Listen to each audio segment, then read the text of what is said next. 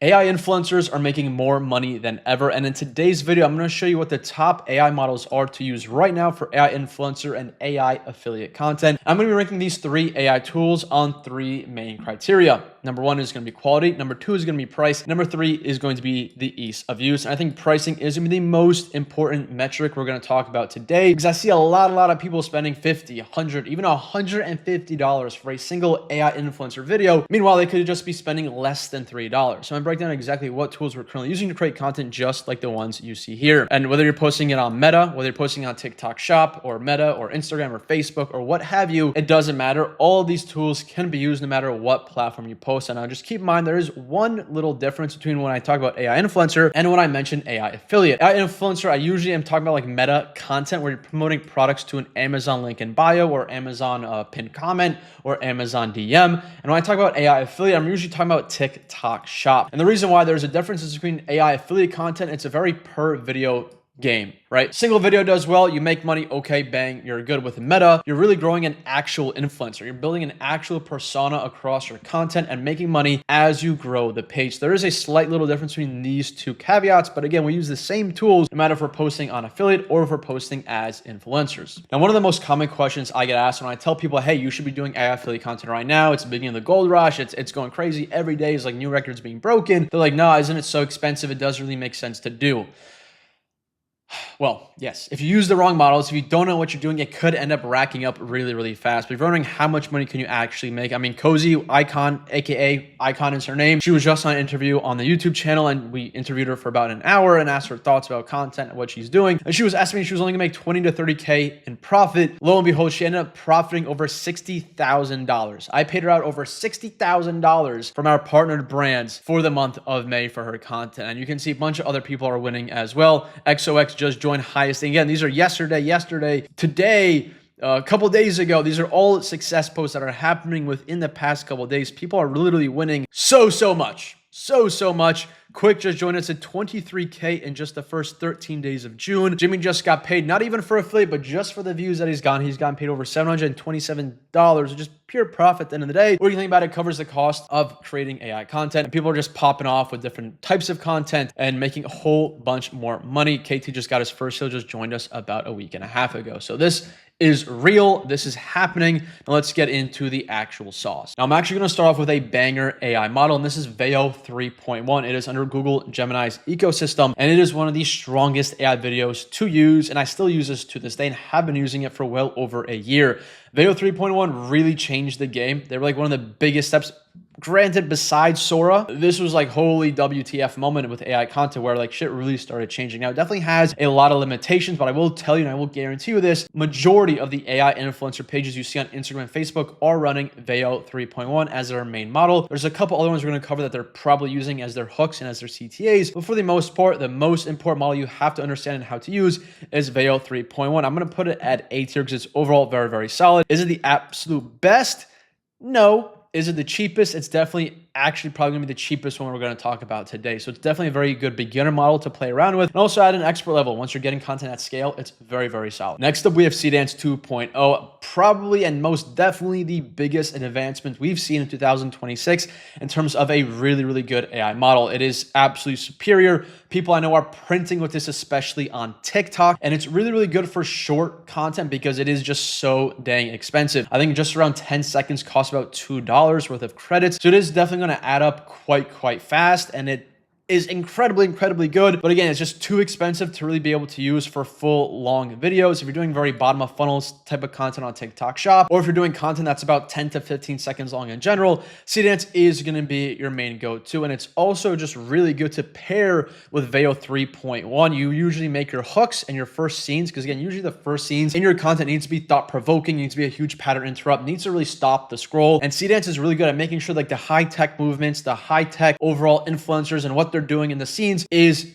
made well and doesn't morph like Veo does. So that's why you with Seedance, you pair this Veo 3.1, you're gonna come out with really banger videos. And next up, we got the also mighty HeyGen. HeyGen is one of the staple AI models. Was the go-to, I want to say, for a long time. I still do use it, but it's only good for a very long form content that is very stagnant. There's not a lot of movement going on. It's like for podcast videos, it's absolutely fantastic. For sit down informational videos, it is very, very good. Basically like long form info. It's also not that expensive. It's really good for lip sync. It's really good for just, again, talking style videos. Not so much good for movement, which honestly right now in this day and age, as of June 2026, we're seeing high movement, high caliber type of videos really outperform these standard podcast style videos. Those are kind of, we're leaving those in like 2025 and Q1 of 2026. Now, I'm not saying we don't use HeyGen, but it is just overall a staple video generator to use for stagnant videos. And when you guys are making content, you have to understand you don't just have to use one model for your full minute-long, 2-minute-long AI influencer video. You could use a little bit of HeyGen,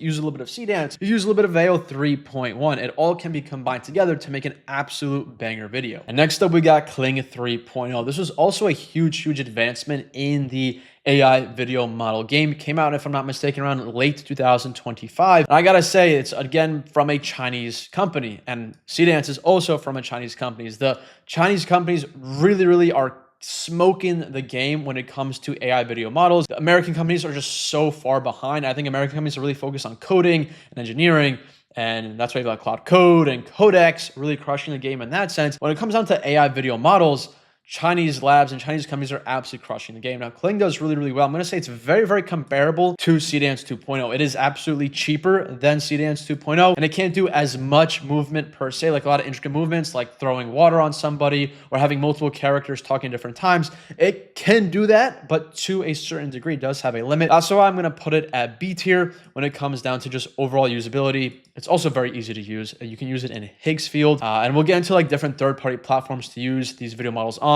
towards the end. And next up, we got Kling 3.0 motion control. This was a super viral moment beginning of 2026 where you could literally put like Kylie Jenner on top of one of your old videos and have her dancing for you. A lot of AI OnlyFans accounts use Kling 3.0 motion control because you could take a dancing video from some attractive girl, literally just copy paste your character on top and have them move in that same exact way and bounce up with the same movement and reality. Now, that being said, for what we do, which is AI influencer and AI affiliate content, we honestly don't use this all that much. We do use it for certain content styles, not necessarily AI influencer, but more so for a lot of transformational, a lot of dancing content, a lot of content that's not necessarily towards shop, but more so made for growing accounts. So I'm put this over at C tier. It is a little bit pricey. If I'm not mistaken, it does get a little bit pricier than Kling 3.0, and just use case for what we do, it's just not that much used. Then we got Sync.so and Hedra. I'm going to put these together because they have the same story. They were one of the earlier video models that everybody was on. Sync.so was actually like one of my first entry points into the AI video model when I was doing a lot of deep faking. I was doing Joe Rogan deep fakes, Barbara O'Neill deep fakes, ripping a lot of these on TikTok, and Sync.so and Hedra putting these two together was like the combo video models was all I really needed. That was it. At this day and age, they're just not used. Sync.so, HeyGen really kind of replaced that Sync.so for what it was made for at least for what I used it for, which was again like long form podcast videos. And then Hedra is like a Higgsfield competitor. It's like a third-party platform where you could use other video models on it, but also has its own native video models on it. And again, it just isn't used because the videos it makes are too short. Character consistency isn't really there. So I'm gonna throw these down at the D tier. And then we got Grok. I wish Elon would take all of his SpaceX money and just make a banger AI video model. I think there's a lot of improvement needed for Grok. I will say this though, if you're wondering how can I make not safe for work content or push the boundaries a little bit more, you're not gonna be able to do like full, crazy undressing and AIOF. You're like, again, we're not in the AIOF space, but just knowing these tools, I know what tools certain pages are using. Grok isn't gonna be the answer for everything, but it can help push the boundaries of not safe for work videos. And that being said, the quality of the content is definitely subpar compared to even Google VEO. It's definitely not even close to Seedance or Kling. I'm gonna put this at the C tier. I used to push a lot of podcasts and street interview videos with Grok. It used to be pretty solid at that, just having good motion between characters and be able to have different characters speaking at the times they needed to speak. In turn, VEO used to, it doesn't struggle that much anymore, but VEO 3.1 used to struggle a lot. Like if you wanted one character speaking at a time and there was multiple characters in video, Grok would have been the answer, or Kling for that matter. But Grok is definitely a little bit cheaper than Seedance or Kling. It's just, again, the quality wise just isn't comparable to VEO anymore. So that's why I'd put it at that space. But I will say I'm expecting them to push a lot of cool updates and make Grok even better. And it still does have some use cases, like I said, for not safe for work scenes or trying to do some like inappropriate, more or less types of videos. But for the most part, you're not going to use it all that much. And then we have Sora. This was the all-time GOAT for like AI GC, for all different types of content. This really put realism on the map. Sora really brought how to make realistic videos. I mean, just realistic people in videos look as real as possible, real movements, real talking. You don't even have to use any image to videos. You can usually use text to speech. All you do was type into a video model and get absolute realism and absolutely banger videos. Now, yes, they were short, absolutely, and you couldn't really create characters and influencers with Sora as opposed to Veo, but Sora still to this day is a really great model if you're looking at short form content. So again, think about like Seedance. Sora was really great for bottom of funnel content, was really great for a lot of short form AI, GC, middle of funnel, and bottom of funnel like selfie style videos. But the reason I'm saying is because they took it down. Sora 2.0 doesn't exist anymore for the user model. You can use it via the API, but it is extremely expensive, and they're taking this down fully at the end of September. Now, I do think OpenAI is going to eventually come back with a new AI video model. We'll just see, time will tell. And so I'm gonna put it at the C tier because it's just too expensive right now. And you can honestly use Seedance to replace a lot of stuff that Sora did, but I have to give Sora its flowers, not to be like a glazer here for a AI video model, but Sora 2.0 is just the only model that you could really use text to video for. All these other models, you have to have a reference image to use effectively. Sora, again, was the only one you could really just type into it and it would make a bunch of videos. I mean, like 50 at a time, one clip, boom, make your videos for you. And I used to run up a lot of TikTok accounts, especially for the growth model, using Sora 2.0. And last but certainly not least, we have Google Omni, and go figure, it's gonna go up into the S tier. Now, the reason why, it is really cheap. Not as cheap as Veo, but it can do really good motion, has a lot less morphing when you do try to do complicated movements with your character and with your content than Veo. And Google Omni tends to hold better consistency across minor details in your videos. Like if you're trying to do bottom of funnel TikTok shop with Google Veo 3.0, or if you're trying to have like just like any detailed products, right? Let's say you have the product that's my credit card. I can't show that. But let's say you have this product, right? You're trying to sell this product right here. It's a little Supreme pinball machine. And if I have this in Google Veo, I'm going to have an image of this, right? I'm going to put into Veo, animate it. It's going to morph the Supreme here, the Supreme logo here. Not going to be able to, it's just going to look like a red blemish. Meanwhile, there's supposed to be white detailing on there.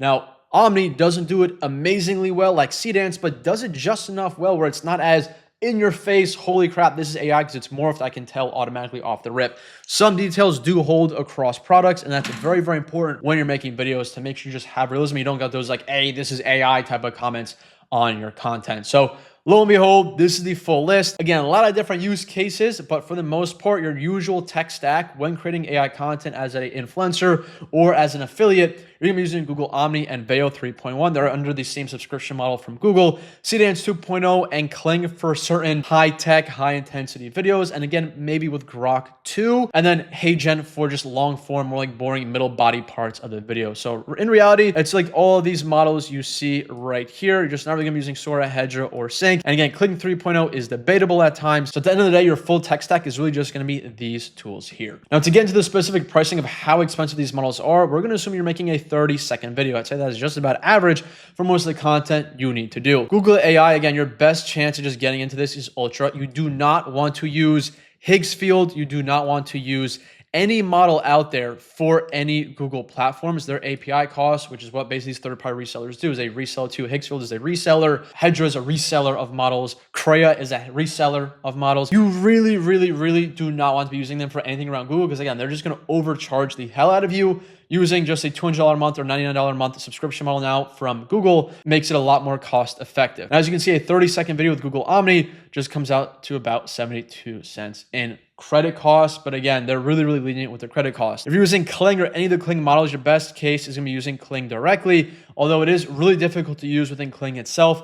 Higgsfield honestly is a pretty banger of a model and pretty banger of a place to use Kling. It's a lot easier. Yes, it's slightly more expensive, but at the end of the day, I would honestly not even recommend using it natively. I recommend you use it via Higgs. Grok Imagine, I'd recommend use it within Grok itself. It is easy to use there and pretty cheap, but again, the quality on the content is pretty poor. And if you're using HeyGen, use it in the HeyGen model. 7 seconds is a really underestimate. Using new AI 5 model, it comes with about 40 cents per 30-second clip. They do their pricing a little bit differently, so it does depend on what type of content you really want to do and how realistic you want it to do.